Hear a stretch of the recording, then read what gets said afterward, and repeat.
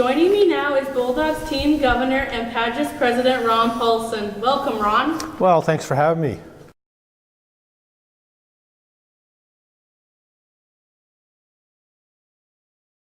Well, we've just gone through the hiring process for a new head coach, and you know, in years gone by, we didn't know quite what to expect when we put out the advertisement for the head coach, and a lot of our previous changes have happened in mid-season, and really we only had 2 or 3 candidates to choose from, and in this occasion we actually advertised at season's end, and it seems like at season's end everybody's looking for jobs, and we really didn't know what to expect with regards to responses and number of resumes to receive.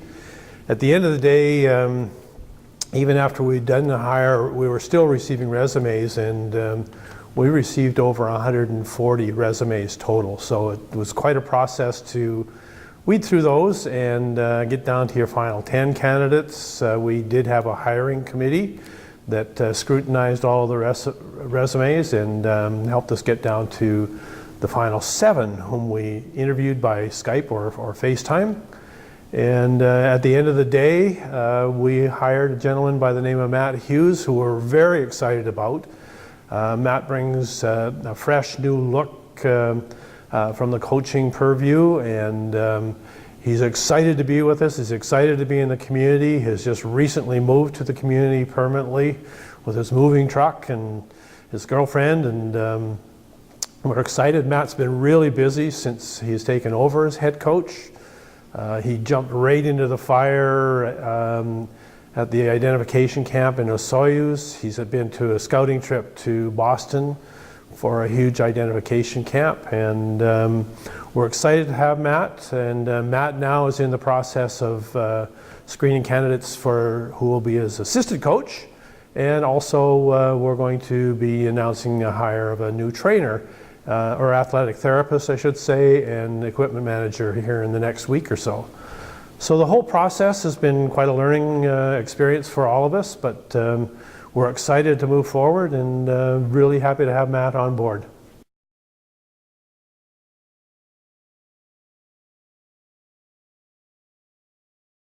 Well, this upcoming season, after a disappointing season of not making the playoffs last year, I think the #1 goal obviously is to put a team together that can make the playoffs this year and for all years coming up. And you know, there were deficiencies that were identified obviously last year, and one of them was our lack of ability to score goals, and I hope that expectation can be turned around and turned into goals for. We weren't bad in league standings on goals against, believe it or not, but we just weren't able to score the goals to win those big games. And you know, in hindsight, 2 of the best games that our team played, we beat Penticton at home and we tied Wenatchee at home. So we know these guys can compete. It's a matter of getting them to the next step. And you know, the on-ice product, we need to be more consistent in our winning. We have to have a winning attitude.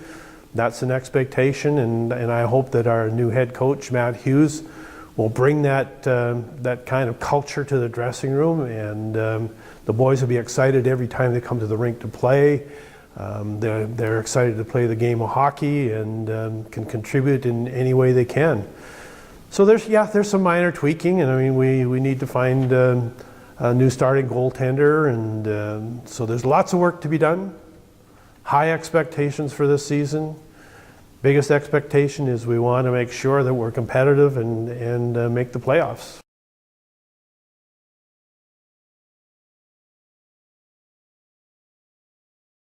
Well, from an organization viewpoint, you know, we have a pretty solid group of 12 directors right now that belong to PAJHS, but I think probably one area that we need help with from the community and help in planning new, fresh ideas is fundraising. We don't have that millionaire owner that can write us a check for $200,000 every year, and so as an organization we depend on the fundraising and the fundraising of our volunteers, and you know, we need to change that up from time to time. Sometimes certain things get a little bit tired and you need to change with new and fresh ideas. So, you know, that's an area that we need to improve on. We want to make some changes in our front office with regards to the business operations side of things. And, you know, this year we're just looking for help from the community. And,